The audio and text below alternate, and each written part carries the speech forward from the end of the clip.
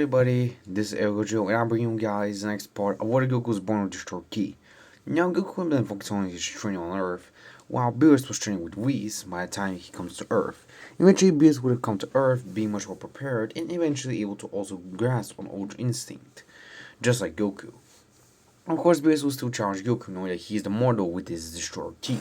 Eventually, Goku will do fight Beerus because of their power being almost equally matched. Goku, in his perfected Super Saiyan Blue evolution, is able to match Beerus at his 100% power.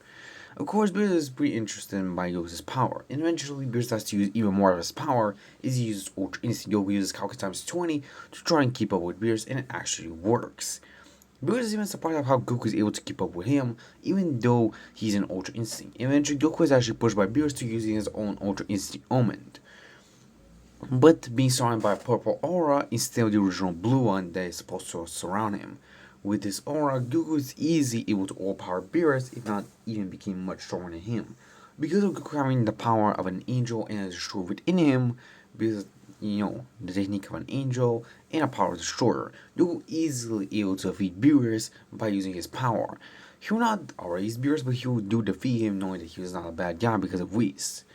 Eventually, Beerus would do respect Goku for his power, and eventually thinking maybe asking him to become a new god instruction for your 7. But Goku actually rejects, since he does not want to become a destroyer, even though he possesses the power of the destroyer, he does not want to think as one, seeming as he has mastered his power and wanting to control it at the best of his abilities, wanting to grasp on it his own way and not follow any other rules. Of course, Beerus does respect Goku's choice and eventually trains Vegeta to be the god of destruction of Universe 7, since Vegeta wouldn't actually have not mind that. With Vegeta able to grasp on Ultra Ego way better things to Beerus, unlike Goku, Vegeta is able to fully master it and even control it to the point that he can already use it as a base form. With Goku having grasped on Ultra Instinct, he's still stronger than Vegeta, but Vegeta is slowly catching up to him even though Goku possesses much power. Eventually, Goku is able to get much stronger due to his training and power abilities. Frieza would have been still revived, and then he wouldn't actually been training for 6 months, or you could say a full year, with Frieza training intensely with his all subordinates. Yes, he was training with all his army, and all his army able to reach Super Saiyan dynamic power levels, which is pretty high if you could say that. Now, Aussie fighters will actually have a little bit of trouble facing all of them because some of them are not actually reached that level, or some of them are already at the level, or some of them even beyond that, so yeah. Well, Goku will have an easier time due to him keeping on with his training, but with the powering up into his full power, knowing that Gohan is not to be second because he's a son of Goku, he has to power up to his golden form, or his perfected golden form.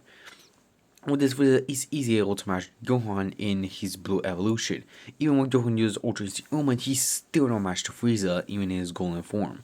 Frieza then powers up into his true diamond form, able to master it and even control it to the point that he cannot drain any of his stamina.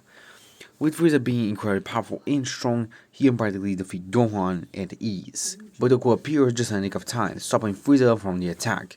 Goku knows that he cannot hold back anything, so he powers up once again to Ultra Instinct, able to tap into it thanks to his training a lot more into Ultra Instinct. He can practically use Ultra Instinct a little bit better, but not to a point he can use it as a base form. He can use it much more better to a point he can tap into it, and even if he wants to tap out of it. So yeah, Goku would then continue to fight with Frieza, seemingly as the Emperor is incredibly powerful, but Goku is actually able to overpower him due to his short key able to increase his power mid-fight.